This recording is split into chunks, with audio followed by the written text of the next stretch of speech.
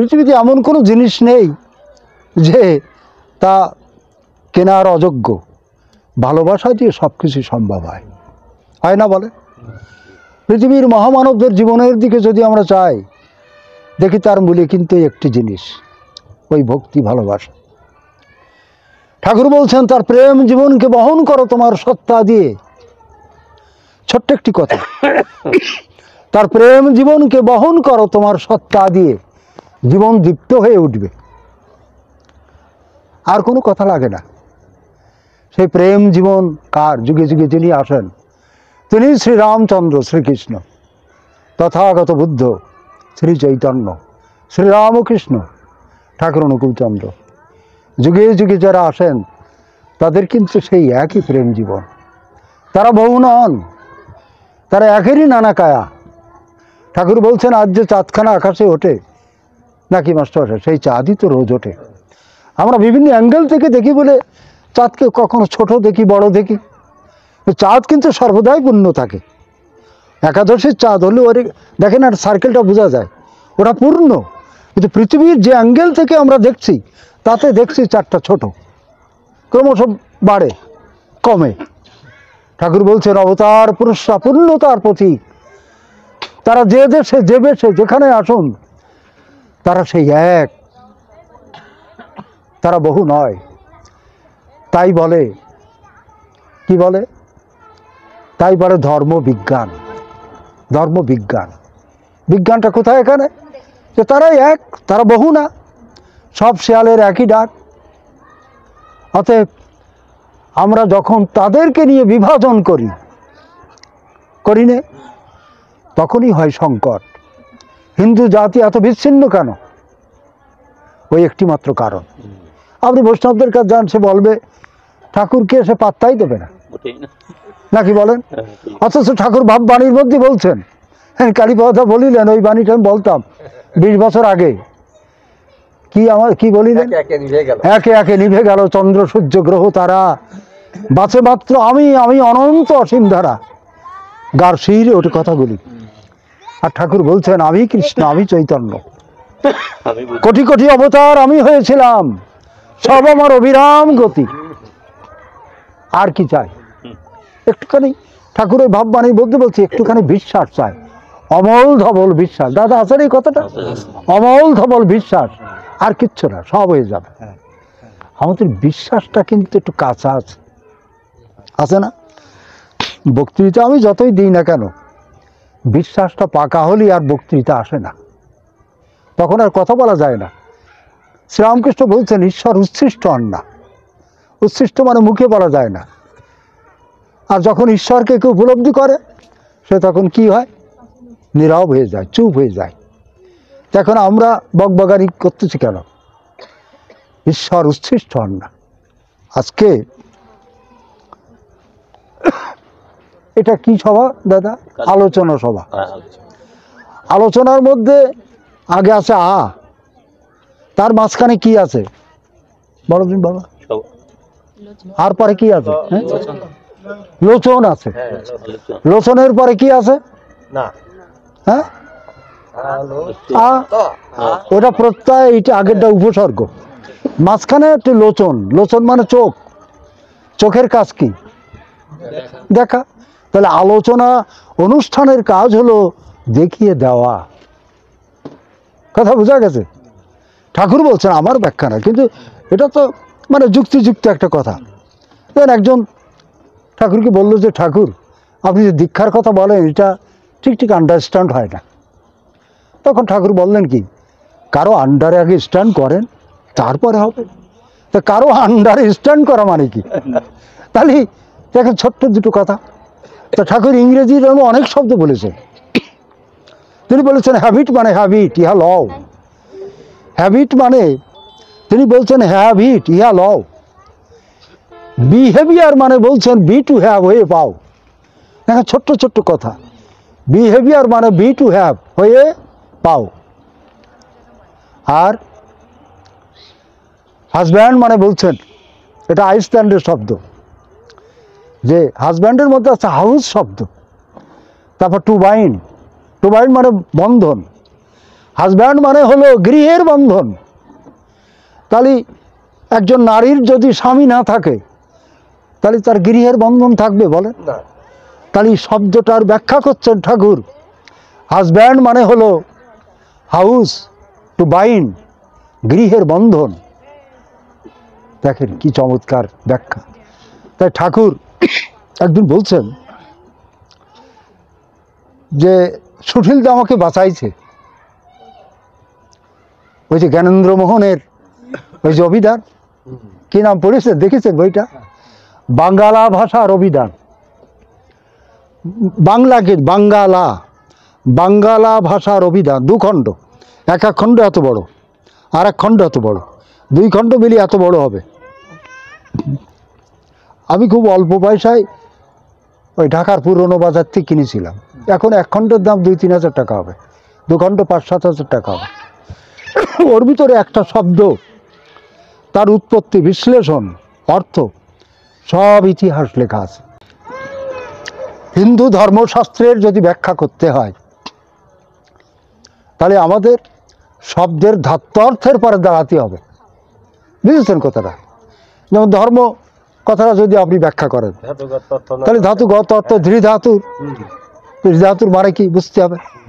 এইভাবে আপনি যত জায়গায় যাবেন, যেমন আমরা দেব দেবতার পুজো করি,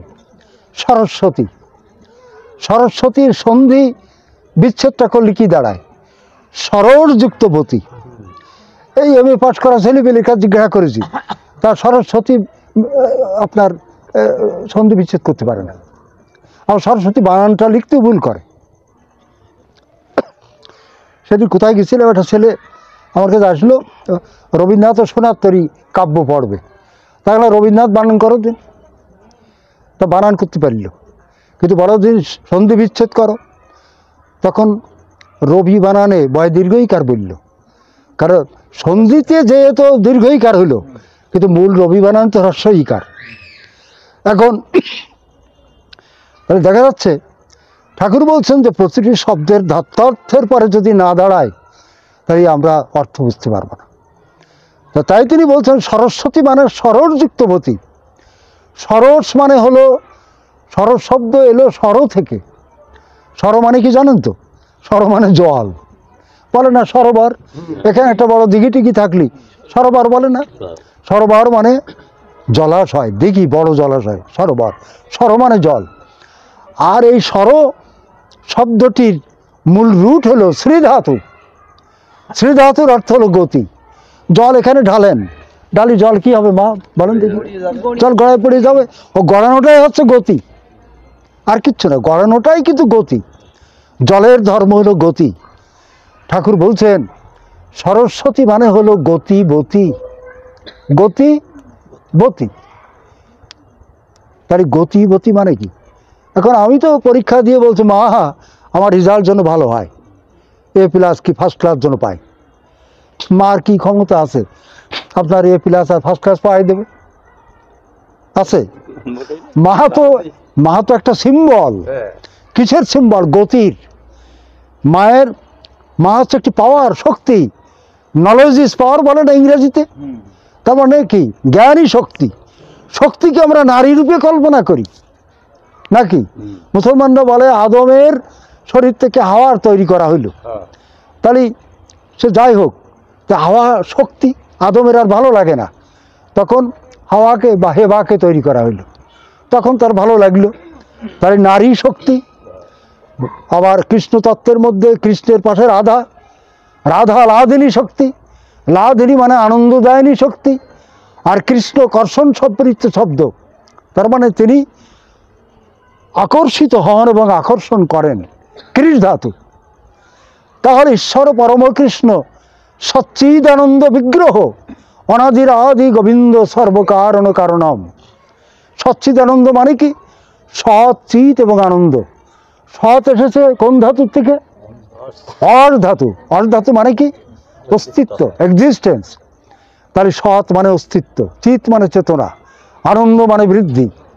তাহলে দেখেন, এবং এই শক্তি বা পাওয়ারের পিছনে আবার রাধা এসেছে রাধ ধাতুর থেকে, নিষ্পন্ন কারণী সম্বেগ।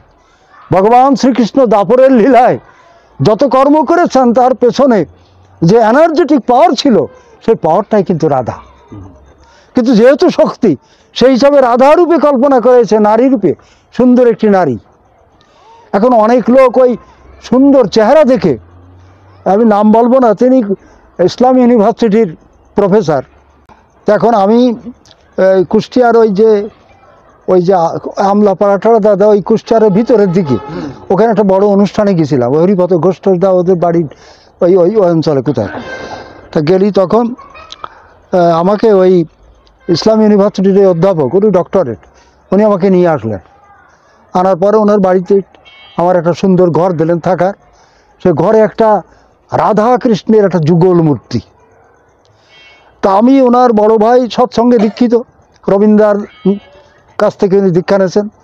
ওনার ভগ্নিপতিদের বাড়ি আবার ওই রাজবাড়ির দিকে, আমাকে নিয়ে দীক্ষা দেন। এখন উনি বলছেন আমার ভাইটাকে অনেক বুঝলাম, কিন্তু এই যে রাধাকৃষ্ণের যে সুন্দর একটা ছবি না দেখতে নাকি, ধরো উত্তম কুমার সুচিত্রা সেনের মতো প্রায় কায়দা। আচ্ছা, এটা দেখে একটু ভালো লেগেছে, বুঝতে পেরেছেন, দীক্ষা নিয়েছে। কিন্তু তত্ত্বের গভীরে যে যদি বোঝা যায়, সেটা চৈতন্য চরিতামৃতে, এটা শ্রীলা কৃষ্ণদাস কবিরাজ গোস্বামী তো বলেছেন যে কৃষ্ণের যতক লীলা সর্বোত্তম নরলীলা, নরবপু তাহার স্বরূপ, গোপবের বেণুকর নবকিশোর নটবর, নরলীলার হয় অনুরূপ। ঠাকুর ব্যাখ্যায় বলছেন যে কৃষ্ণ তো গীতার মধ্যে বলছেন মানসিং তনুমাশ্রিত, বলেননি, পরম ভাবম অজনন্ত মম ভূত মহেশ্বরম। তাহলে তো আপনাদের সব মুখস্থ দেখতেছি। তাহলে আমি কি এই মানুষের শরীর ধারণ করে এসেছি, কিন্তু আমার ভূত মহেশ্বর রূপী যে সত্তা তা বোঝে না বলে মূর্খ মানুষ আমাকে অবজ্ঞা করে। তাহলে এখন শ্রীকৃষ্ণকে তো আমরা বাইরে দেখছি এরকম, যে কি দেখছি আমরা, নরলীলায় আর গোপবেশ বেণুকর। গোপবেশ মানে কি? ঠাকুর বলছেন, হ্যাঁ, ঠাকুর বলছেন গোপবেশ মানে গো, অর্থাৎ লোকপাল নিবেশ। অভিধানে দেখবেন লোকপাল নিবেশ। শ্রীকৃষ্ণ পুরুষোত্তম, ফুলফিলার দ্য বেস্ট, তিনি লোকদের পালন করেন, পোষণ করেন। পুরুষোত্তমের কাজই তো তাই, পালন পোষণ। কারণ ভগবান তবেকে ভজন দীপন জীবন শ্রোতা কল্যাণ কলজে, তাহলে তিনি পোষণ করেন। তাহলে গোপবের বেণুকর, হাতে বেণু কেন? ভগবানের হাতে বাঁশি বাজাবে কেন? আমাদের গ্রামে এক সত্তার আছে, সে দিন রাত বাঁশি বাজায়, কাজ নেই, বাঁশি বাজায়। তো ও বাঁশি বাজায়, শ্রীকৃষ্ণও বাঁশি বাজায়, কীরকম? আর কোনো কাজ নেই, আবার গো চড়ায়। ঠাকুর বলছেন এই বেণু হলো সত্যত জ্ঞানবাদন। সত্যত মানে সত্তাপোষণী, অর্থাৎ পুরুষোত্তম যে কথা বলেন তা জ্ঞানের কথা বলেন, প্রজ্ঞার কথা বলেন, বুঝতে পারছো, মানব অনুভূতির কথা বলেন, জগত জীবনের কথা বলেন, জীবন আচরণের কথা বলেন। গীতার প্রতিটি অধ্যায়ের দিকে আপনি তাকাই দেখেন। তাই এটা শুধু বেণুটা হচ্ছে রূপক, সত্যত জ্ঞানবাদন। তিনি যে এরকম বাঁশি বাজাতেন এটা বিশ্বাস করবে একদল, কিন্তু আমরা করিনি। আমরা বলি যেমন ওই বিষ্ণু দাদা আসতে আসতে লক্ষণদা বোধহয় নেই, লক্ষণদা আমাকে বললো যে ব্রহ্মা বিষ্ণু মহেশ্বর। তো এখন নারায়ণের 4 হাত না, হাতে কি আছে? শঙ্খ চক্র গদাপদ্ম। তা শঙ্খ চক্র গদাপদ্ম তার হাত দরকার কি? শঙ্খ এসেছে সম ধাতুর থেকে, তার অর্থ কল্যাণ। চক্র চক ধাতুর থেকে, চক ধাতু, এই চক ধাতু এসেছে ক্রি ধাতুর থেকে, মূল সাত্তত কর্ম। আর গদ ধাতুর অর্থ হলো মানে কথা বলা, মানে বলে না কথায় গদ গদই কথা বলছে, গদ ধাতুর। অত অমোঘ যে বাণী, অমোঘ যে বাণী, সেই হলো গদ ধাতুর অর্থ হলো কথা বলা।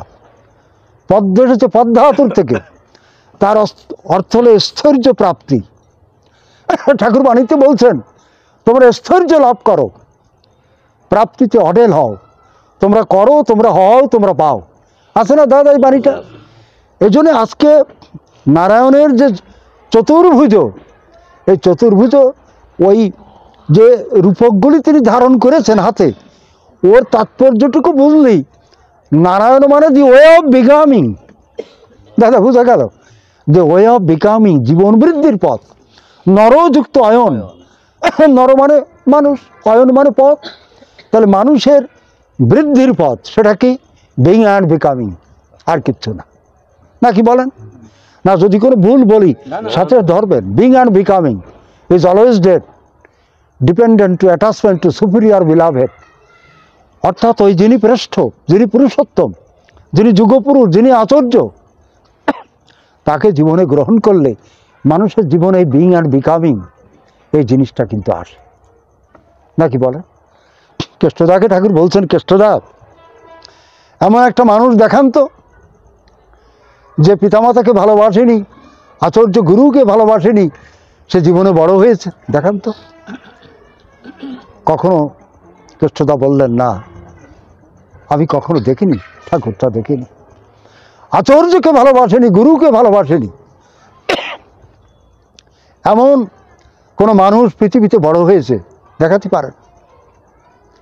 নেপোলিয়ান তখন ছোট্ট, জানেন আপনারা তো, একটা ছোট্ট বালক একটা নৌকো তৈরি করতেছে, পড়েছেন না ছোটবেলায়?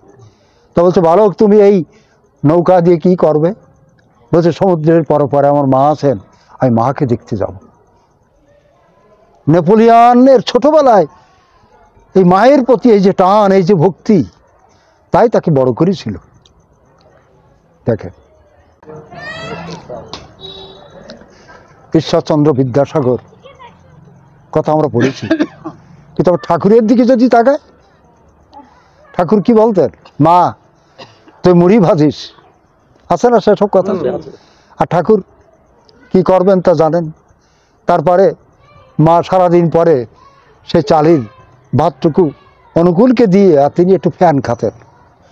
অভাব, আপনারা বলবেন যে ঠাকুর এত অভাব কেন? তার অভাবের মধ্যেই তো তিনি জন্মেছেন, এই দারিদ্র্যের মধ্যেই দেখাচ্ছেন এই দারিদ্র্যকে কিভাবে দারিদ্র্য থেকে উত্তীর্ণ হওয়া যায়, হ্যাঁ, এটাকে ওভারকাম করা যায়।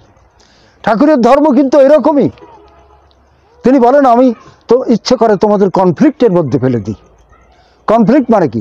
দ্বন্দ্ব। আমার ইচ্ছে করে তোমাদের সমুদ্রের মধ্যে ফেলে দিই, কি করে সাঁতরে কুলে ওঠো তাই আমার দেখতে ভালো লাগে। এই হচ্ছে সৎসঙ্গী। কোনো বৈষ্ণব গুরু কোনোদিন এই কথা বলবে না। আমার ইচ্ছে করে তোমাদের সমুদ্রের মধ্যে ফেলে দিই, কি করে সাঁতরে কুলে ওঠো তাই আমার দেখতে ভালো লাগে। আমার ইচ্ছে করে তোমাদের কনফ্লিক্টের মধ্যে ফেলে দিই, সেই দ্বন্দ্বকে কিভাবে তোমরা ওভারকাম করো তাই আমি দেখতে চাই। এর থেকে আর বড় ধর্ম কি হতে পারে বলেন? এই জন্যে ঠাকুর বলতেন যে সৎসঙ্গ বোঝে কয়জন? একদিন বলছেন, কেষ্টদা একটু বোঝে, কেষ্টদা বিজ্ঞান জানে, কেষ্টদা একটু বোঝে। আর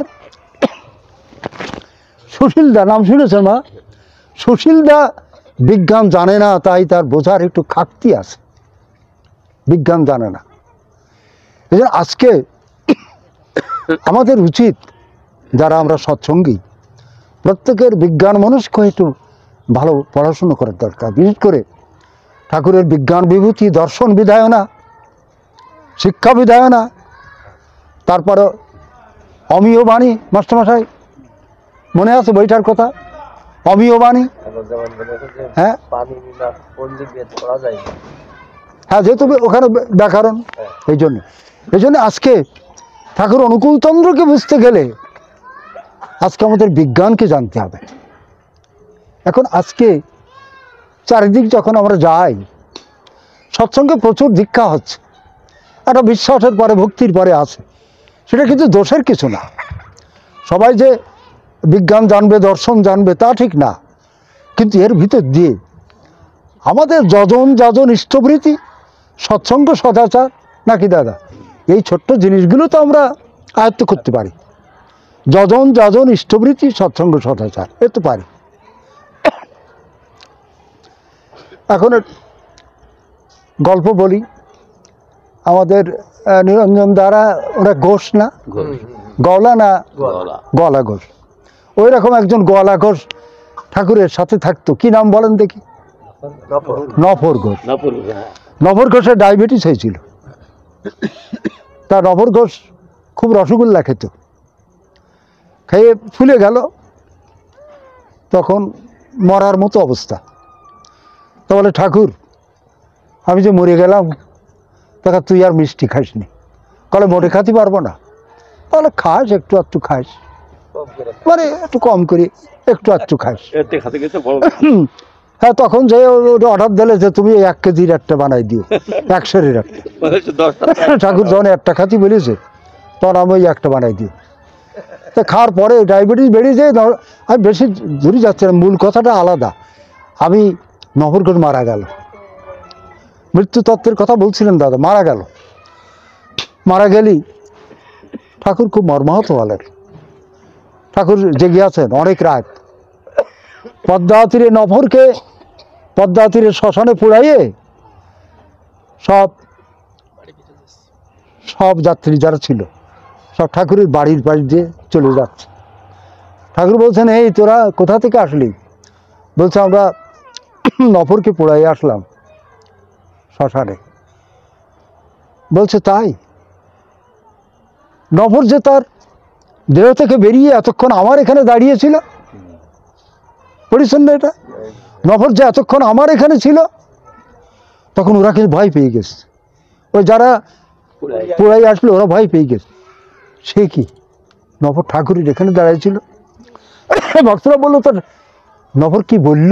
ঠাকুর বললো, ঠাকুর ইচ্ছে করলে আপনি আমাকে বাঁচাতে পারতেন, তা আমাকে মারলেন কেন? ছোট্ট কথা, বাংলা কঠিন কিছু না। আপনি ইচ্ছে করলে আমাকে বাঁচাতে পারতেন, মারলেন কেন? এর 4 বছর পরের কথা বলি, কারণ কথায় একটা কথা বললি এই অ্যাকাউন্টে কেটে যাবে। 4 বছর পরে নফরচন্দ্র পশ্চিমবাংলার বহরমপুর নাম শুনেছেন? ওখানে জন্মগ্রহণ করেছেন এবং ঠাকুর চলে গেছেন দেওঘর। নফরের বয়স হয়েছে 4 বছর। দাদা কথা বুঝতে পেরেছেন? 4 বছর বয়স। দূর থেকে নফর আসতেছে, বেশ হেলে দুলে নাচতে নাচতে। ঠাকুরও নফরের দিকে তাকাই, নফর ঠাকুরের দিকে তাকাই, ছুটে এসে ঠাকুরকে প্রণাম করেছে। মাত্র 4 বছর বয়স। নফরের এই জন্মের যে মা, বাবা, কাকা এরা আছে কিন্তু। ঠাকুর দেওঘরে বসে আছেন, পাল্লারে কি কোথায় বলছেন, এ মাছ মাংস খায় না ঠাকুর, বুঝতে পেরেছেন? ওই যে পূর্ব জন্মে মা বলতেছে, পূর্ব জন্মে যে পুরুষোত্তমের সংস্পর্শে ছিল সেই যে স্মৃতি, বুঝতে পেরেছেন? এখন নফরকে ঠাকুর বলছেন, আরে এই যে নফর, যে নফর, বুঝেছেন কথাটা? ঠাকুর কেউ তো বুঝতে পারেনি, না না পারেনি। বলছে, এই যে নফর, যে নফর। তখন বলছে, ঠাকুর আপনি চেনলেন কি করে? হ্যাঁ, ঠাকুর বলছেন, যে চেনে সে চেনে। তিনি কামাইকে মতো এরকম কাঁচা কথা বলবেন, যে চেনে সে চেনে। সেই নফর ঠাকুরের ওখানে বসে হাততালি দিয়ে কীর্তন করলো, গান গেল, এবং তার মা বাবা বলল, মাছ মাংস ছয় না। কথা বুঝতে পেরেছেন? এখন আমরা হাজার চেষ্টা করেও তো মাছ মাংস ছাড়তে পারতেছি না, কারণ পূর্বজন্মের যতই ডায়াবেটিস হোক আর নফরের মতো ফুরিয়ে যায়, কিন্তু ওই যে একটু পুরুষোত্তমের সঙ্গ করেছে, ওই স্মৃতি, ওই যে পূর্বজন্মের আত্মা তো ওই সংস্কারগুলো তো বহন করে। আমাদের জিন এবং ক্রোমোজোম, এটা পড়েছেন আপনারা যারা শিক্ষিত মানুষ। নফর পুরুষোত্তমের সঙ্গ পেয়েছিল, অকাল মৃত্যু হোক, তারপরে তার ডায়াবেটিস হোক, ফুলিয়ে যাক, তারপরেও তো তার পরবর্তী জন্মটা সুন্দর ছিল। জন্ম হোক যথাতথা, কর্ম হোক ভালো। আমাদের বাড়ির পাশে একজন ঋত্বিক ছিলেন, দাদা দেখেছেন কিনা? গণেশ চন্দ্র পাল দেখেছেন? আমাদের ওই যে গোসাইদা সতীশ চন্দ্র গোস্বামী, সতীশ দা দেখে বলছেন, এ শালা কুমোরের ঘরে এসে মরেছিস। দেখেই বললেন, কুমোরের ঘরে এসে মরেছিস। তারপরে আমাদের লুৎফর রহমান, আমাদের মনিরামপুর বাড়ি কিন্তু, তাই হ্যাঁ আমাদের এই মনিরামপুর থেকে ওনার বাড়ির বাড়ি এখন যায়, ছেলেরা আর এখন আর নেই। ওর একটা ছেলে পাবনায় যাইতো, কিছু ইষ্টবিতি টাকা বাবার যা ছিল কিছু নিত, তারপরে মুসলমানদের চাপে ও আর যায়নি। এই লুৎফরদার সঙ্গে তো আপনারা করেছেন এই পিরোজপুর অঞ্চলে, তো বহু এইছেন তাই না? আচ্ছা, তা লুৎফরদাকে আমি জিজ্ঞেস করেছিলাম, আপনি তো মুসলমান, ঠাকুরকে কীভাবে ভালোবাসলেন? বলেন, একটি গ্রামে ঠাকুর গেছেন, আমি দূর থেকে, তখন আমার বয়স অল্প, আমি দূর থেকে ঠাকুরের দিকে তাকিয়ে আছি, ঠাকুর আমার দিকে তাকিয়ে আছেন অপলক দৃষ্টি। সেই যে তার দৃষ্টিতে বাধা পড়ে গেলাম, আর বেরোতে পারলাম না। ছোট্ট একটু কথা, সেই যে তার দৃষ্টিতে বাধা পড়ে গেলাম, আর বেরোতে পারলাম না। চাউনি তোমার মিষ্টি করো কথা। আমরা কি আমাদের জীবনে চাউনিকে মিষ্টি করতে পারিছি নাকি? এখনো আমরা ঋত্বিক হয়ে কত রাগ আমাদের, কত অধৈর্য। একজন আমার অসম্মান করলো, আমি গেলে ওর বাড়ি আর শালা যাবো না, আমি অক্রোধী অমানি নিরলস কামলভূতিত বসি। ওই যে ছোট্ট মন্ত্রটা, ওটাকে ইংরেজিতে কি বলে? সাইকোফিজিওলজিক্যাল অ্যানালিসিস, মানব শরীরী অনুশীলন। আমি বলতেছি আমার মান নেই, ক্রোধ নেই, লোভ নেই, কাম নেই, কাম লোভকে আমি বশীভূত করেছি, তাহলে আমার জীবনে আর কিছু লাগে? এই মন্ত্রটাকে যদি জীবনে আমি ইস্তেমাল করতে পারি, তাহলে আমার তো আর কোনো দরকার হয় না, নাকি বলেন? তাই আমরা ওই যে প্রার্থনাগুলি বলি, তাই দাদা বলেন, দেবদাও বলেন, কালীবাদও বলেন, যে আমাদের প্র্যাকটিক্যাল জীবনের কথা আমাদের আলোচনা করতে হবে, যে আমি ক্রোধকে কিভাবে জয় করব, নাকি লোভকে। তখন ঠাকুরের খুব লোভ ছিল, কি খার বলেন? রসগোল্লা খার। একদিন গামছা গলায় দিয়েছে দোকানদার, জানেন ইতিহাস, তা দিলি। তখন ঠাকুর চিন্তা করলে তো অপমানের কাজ।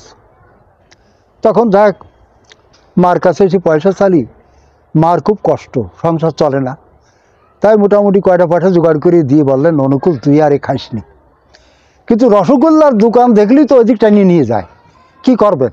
জাতি হইল ঠাকুরকে।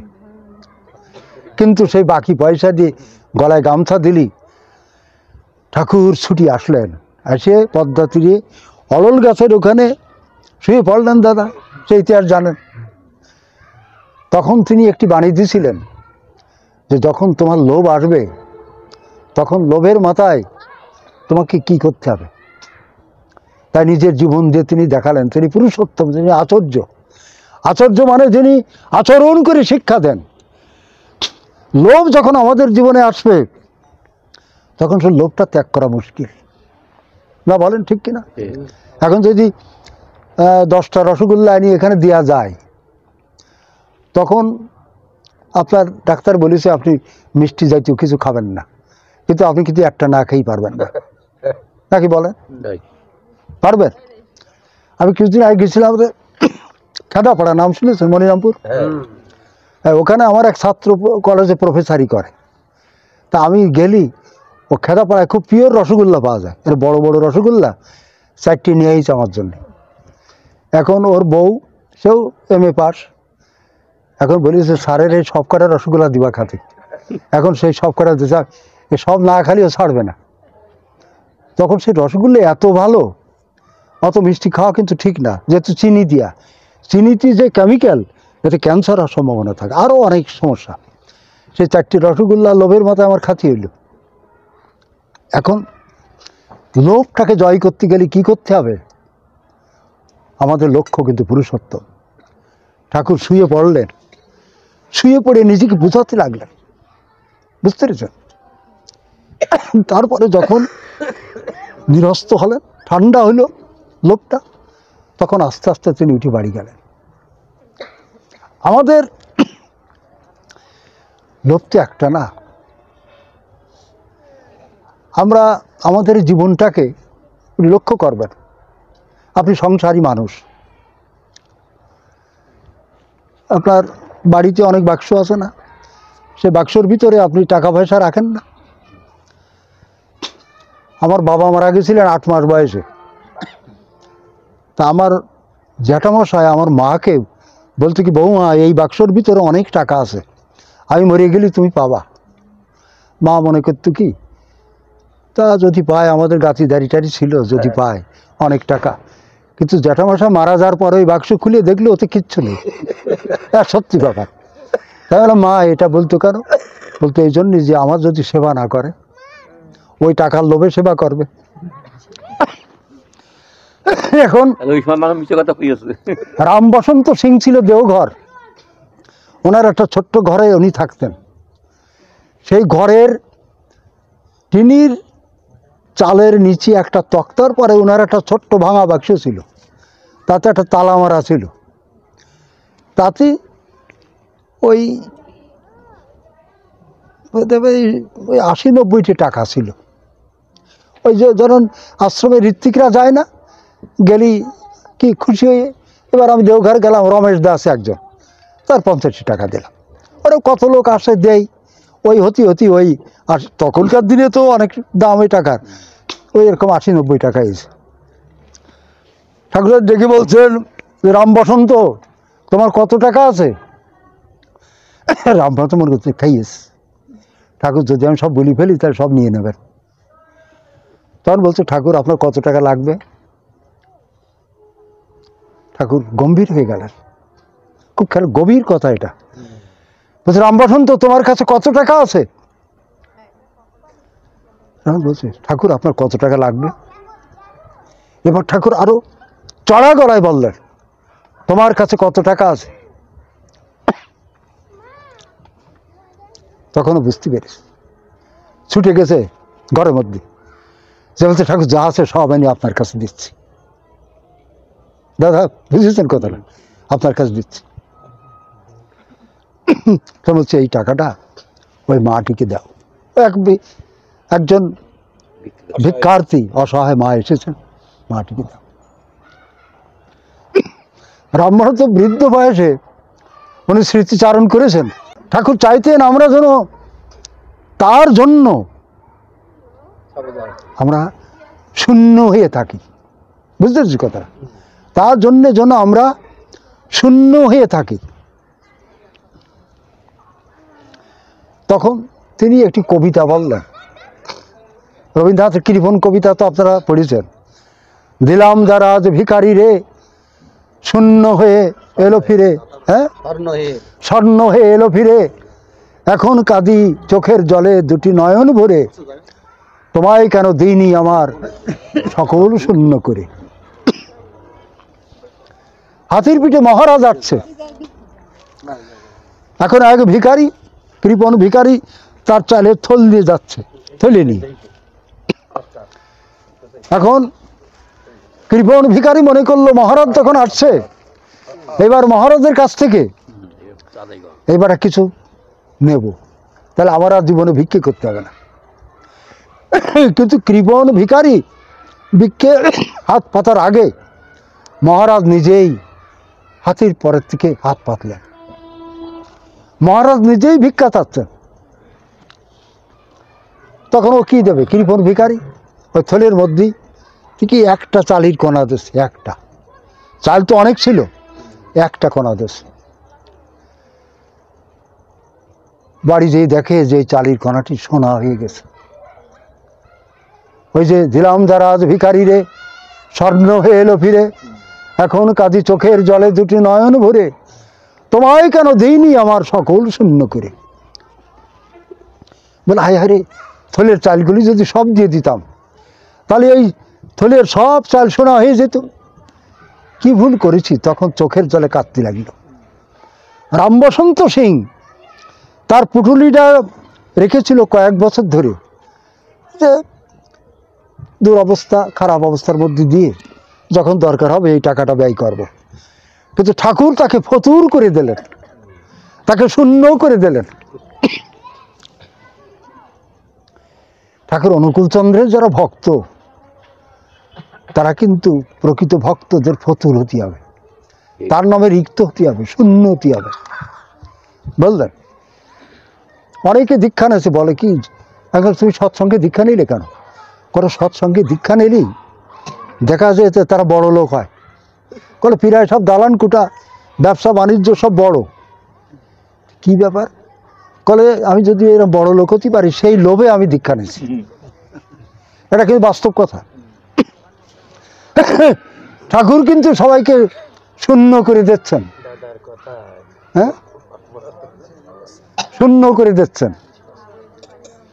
ঠাকুর বলছেন অহংকারী ধনী মলিনতার দাস, ধনী হও তাতে ক্ষতি নাই, কিন্তু দিন এবং কি দাদা দাতা হও। আমরা মানুষের জন্য সমাজের জন্য কতটুকু করি বলেন? আমরা সমাজের জন্য কতটুকু করি? শ্রীরামকৃষ্ণ বলছেন সংসার আলুনি হয়ে যায়। আলুনি বোঝেন তো দাদা? আপনারা যখন রান্না করেন ওতে যদি লবণ না থাকে তাহলে স্বামীরা এসে বলে কি রাই দিয়েছো, খাওয়া যায় না। সংসার আলুনি হয়ে যায় তাকে ভালোবাসলি। আবার ঠাকুর বলছেন যে উত্তম সংসারী সেই তো উত্তম ধার্মিক। খুব বড় কথা না? লক্ষণদা দেরি করে আসলে আপনারা তো বলতে পারেন ঠাকুরের অনুষ্ঠান, লক্ষণদার এত কাজ। তা না, ওনার পরিবার পরিজন ভরণ পোষণ দিতে হবে না, ওটাই ওনার ধর্ম। এখানে দুটো কথা কম শুনলে কোনো ক্ষতি নেই। কিন্তু উনি যদি যজন যজন ইষ্টপ্রীতি সৎসঙ্গ সদাচার নামময় হয়ে থাকেন তাহলে কিন্তু কোনো অসুবিধা নেই। এখন আমি আসলে কি হয়, আসলে টানটা বাড়ে। ওই যে দক্ষিণেশ্বরে যেত না, ঠাকুরকে একটু প্রণাম করতো, ওখানে গেলেই বুঝতে পেরেছেন প্রাণটা উপচে ওঠে। এখানে যখন আসেন একটা ভাবের দোতনা সৃষ্টি হয় ভিতরে, সত্তাটা জেগে ওঠে। এখানে এটাকে আমরা কি বলি দাদা? সাধু সঙ্গ। এখন আপনারা বলবেন আমরা তো সাধু না। আমি বলি সাধু সঙ্গ মানে সাধু কথার সঙ্গ। এখানে যে সাধু আলোচনা হচ্ছে না, ইষ্টের আলোচনা হচ্ছে না। আমি খারাপ হতে পারি, আপনার ত্রুটি থাকতে পারে, কিন্তু যে আলোচনাগুলি হচ্ছে ভক্তির আলোচনা, প্রেমের আলোচনা, অপার্থিব আধ্যাত্মিক আলোচনা, পারমার্থিক আলোচনা, তাহলে এর ভেতর দিয়ে এখন চুম্বক আকর্ষণ করে কিসে? লোহাতে। এত আলোচনা হইল, যার ভিতরে যতটা ওই বস্তু আছে তার আকর্ষণীয় ক্ষমতা বেশি। এক মাস্টারমশাই ক্লাসে পড়াচ্ছে, কেউ 33 পাচ্ছে, আবার কেউ 93 পাচ্ছে, কেউ 70 পাচ্ছে। কেন? যার নিষ্ঠা যত, আকুলতা বেশি, নাকি তার প্রাপ্তিটাও সেরকম।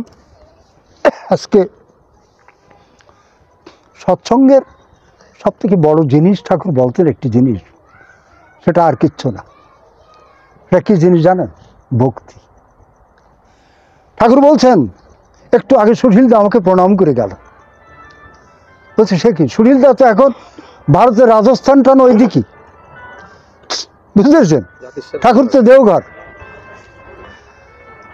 তো বলছেন সুশীল দাসকাল এমন হয়েছেন, আর যদি পাহাড়ের গহ্বরে, মহাসমুদ্রের অজানা দ্বীপে কিংবা গভীর কোনো জঙ্গলেও যান, সেখানে আমাকে তার সঙ্গে সঙ্গে যেই বসতে হবে।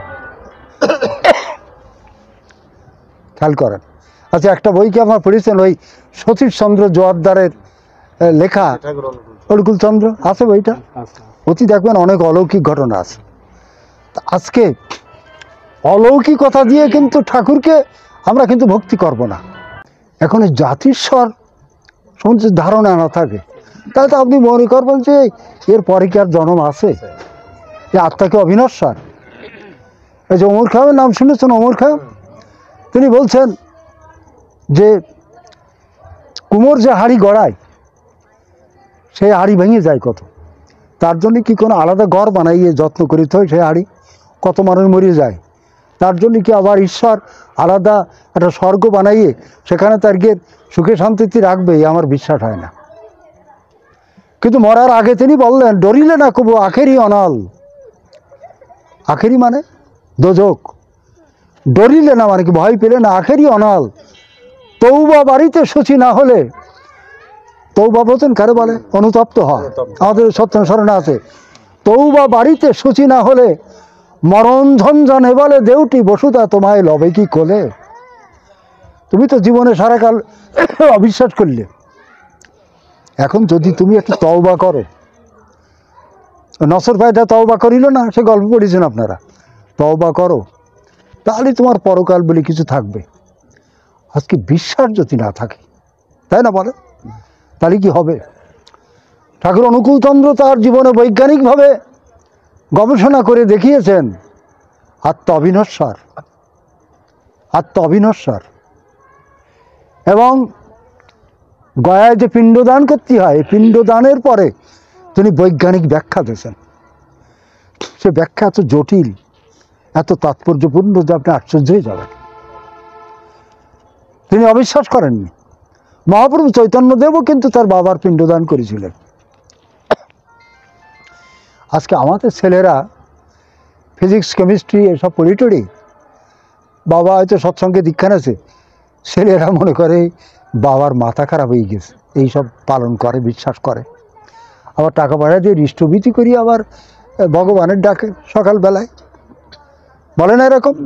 বহু লোক হৃষ্টভীতি ছেড়ে দিয়েছে, শিক্ষিত ছেলে পেলে তো ছেড়েছে, আর বৈষ্ণবরা আরও একটু কান ভাঙানি দেয়, এ করো কেন। এখন ব্যাপার হচ্ছে যে বৈষ্ণব ধর্ম তত্ত্বের একটা বড় জিনিস হলো এই, সংক্ষেপে বলছি, যে ছোট্ট একটা গল্প দিয়ে বলি তাহলে মনে থাকবে।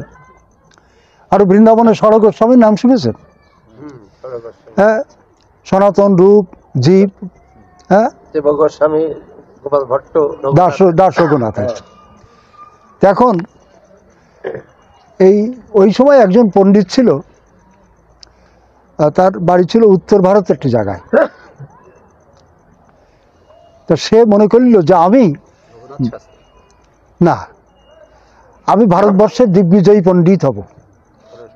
দিগ্বিজয়ী, হ্যাঁ, সরস্বতী, আমি পণ্ডিত হব। তখন ভারতের সমস্ত টোল পড়িয়েছে, সে ঘটনা দিলে আমি ভারতের দিগ্বিজয়ী অপ্রতিদ্বন্দ্বী পণ্ডিত, আমার সমকক্ষ আর কেউ নেই। তুই বলে, তুমি তো নিজেকে দিগ্বিজয়ী পণ্ডিত বলছো, তোমার থেকে একজন বড় পণ্ডিত আছে। কিডা? বলল, সনাতন গোস্বামী। গল্প করে বলি, ভালো লাগবে। সনাতন গোস্বামী। তাইলে কোথায় থাকেন তিনি? তিনি বৃন্দাবনে থাকেন। ও, উনি বৃন্দাবনে চলে গেলেন। ওনার নাম হচ্ছে রূপনারায়ণ সরস্বতী। দাদা, রূপনারায়ণ সরস্বতী চলে গেলেন। যাই বলছেন, আমি আপনার সাথে তর্কযুদ্ধে প্রবৃত্ত হতে চাই। যদি আপনি আমার সাথে তর্কে প্রবৃত্ত হতে চান তাহলে আমি তর্ক করতে রাজি, আর যদি না চান তাহলে আমার এই দিগ্বিজয়ী যে পত্র, আমাকে ভারতের শ্রেষ্ঠ পণ্ডিত হিসাবে আপনি সই করে দেন। তখন সনাতন গোস্বামী একবার সই করে দিলেন। দিদি, তার কি আনন্দ! তখন বলছে, আমার সমকক্ষ পণ্ডিত আর ভারতবর্ষে নেই। আমি মনে করে দেবেন আমি শরৎদার কথা বলবো এই সম্বন্ধে। তারপরে উনি বলেন, না, ওনার ভাই আছে রূপ গোস্বামী, তার সাথে আপনি একটু দেখা করে যান। তিনি যদি আপনাকে লিখে দেন তাহলে আমরা বিশ্বাস করবো যে না, আপনি ভারতের দিগ্বিজয়ী পণ্ডিত। রূপের কাছে গেলে যেই বলতো, আমার জ্যেষ্ঠ ভ্রাতা সনাতন গোস্বামী যখন লিখে দিয়েছেন, তখন উনি সই করে দিলেন। কথা বুঝতে পেরেছেন? উনি আর বড় দাদার প্রতি শ্রদ্ধা, বুঝতে পেরেছেন? সনাতন গোস্বামীর প্রতি তার শ্রদ্ধা। দাদা যখন স্বাক্ষর করে দিয়েছে দিগ্বিজয়ী পণ্ডিত হিসাবে, তা আমি আর তর্ক করবো কেন? এখন ওনার আনন্দ ধরে না। তখন রূপনারায়ণ চলে আসবেন এমন সব বলছে, না, ওনাদের এক ভ্রাতুষ্পুত্র আছে, তার নাম জীব গোস্বামী। ওই পর্ণকুটিরের ওই যে দেখছেন না, ওখানে তিনি একটা পর্ণকুটিরের ভিতরে থাকেন। এখন রূপনারায়ণ সঙ্গে গেলেন, যে বলছেন, আমি আপনার সাথে তর্ক করতে চাই। আপনার দুইজন জ্যেষ্ঠ তাতো, হ্যাঁ, তারা স্বাক্ষর করে দিয়েছে, আমাকে মেনে নিয়েছে, আপনি যদি মেনে নেন তো সই করে দেন। তখন উনি রেগে গেলেন, কি আমার জ্যাঠামশাই এত জ্ঞানী, সনাতন গোস্বামী, রূপ গোস্বামী, এত বড় পণ্ডিত, আর তারা এনার কাছে পরাজয় স্বীকার করলেন। ওনার তখন সেন্টিমেন্ট একটু বেঁধে গেছে। 3 দিন তর্ক হইল, 3 দিন 3 রাত, কেউ হারে না, কেউ জেতে না। বুঝতে পেরেছেন? হার নেই, জিত নেই, কেউ তো কম না। শেষ দিনে যখন জীব গোস্বামী ভক্তি শাস্ত্রের আলোচনা শুরু করেছেন, দাদা খেয়াল করবেন, এবার ভক্তি শাস্ত্রের কথা বলতেছেন। এই ভক্তি শাস্ত্রের প্রসঙ্গ বলার সাথে সাথে 2 চোখ দিয়ে রূপনারায়ণের জল এসে গেছে চোখে। বুঝতে পেরেছেন? চোখে জল এসে গেছে। তখন একেবারে উনি পায়ে পড়ে প্রণাম করছে, ছুটে গেলেন সনাতন গোস্বামীর কাছে, যে বলছেন আমি অপরাধ করেছি, আপনি আমাকে ক্ষমা করুন। সনাতন গোস্বামী ক্ষমা করলেন, রূপ গোস্বামীর কাছে গেলেন। কথাটা বলছি কি জন্যই, কিন্তু প্রকৃত যিনি বৈষ্ণব হবেন তিনি কিন্তু এইরকম হবেন। তিনি তর্ক করবেন না, নিন্দে করবেন না। বুঝতে পেরেছেন? নিন্দা করবেন না। উনি বাগেরহাট কলেজের ইংরেজির অধ্যাপক ছিলেন। দাদা কি দেখেছেন? তাকে না, দেখেন না। তো উনি নিখিল ভারত সনাতন ধর্ম মহাসম্মেলনের পরপর কয়েকবার উনি বক্তা হলেন। ওনার কিন্তু একটা অহমিকা এসে গেল। হয় না এরকম? বক্তা হলে একটু অহমিকা হয়। আমারও অতি পারে। বুঝে দেখেন কথাটা, আমারও অতি পারে। এখন আমার এই ছোট ছোট ছাত্র যারা আছে, তাদেরকে আমি সব বক্তৃতা দিতে উঠি। বক্তৃতা দেওয়ার পরে তারা আগে যেভাবে হাঁটতো সেভাবে আর হাঁটে না। কথাটা বুঝতে পেরেছেন? সেভাবে আর হাঁটে না। কী হলো তোমার? যেমন যে আগে যে ভোটে দাঁড়াইলো, সে যদি মেম্বারিটি পাস করে তখন আর চেনা যায় না। আমি একটা হাই স্কুলের হেডমাস্টার ছিলাম একবার। তা আমি বাজারের মধ্যে যাচ্ছি, তো একজন করছে, দাদা আপনার আটাতে পাল্টি গেছে। তাহলে কেন? আমি তো বুঝতে পারিনি। কলে আপনি হেডমাস্টার হয়েছেন। পরে দেখলাম তো ওলু হতে পারে। কথা বুঝতে পেরেছেন? এখন শরদ্দা অহমিকা এসে গেল। তিনি কথা বলতে যে বলে, লক্ষণদা স্টেজে পড়ে গেলেন, একেবারে একটা কথা বলতে পারলেন না।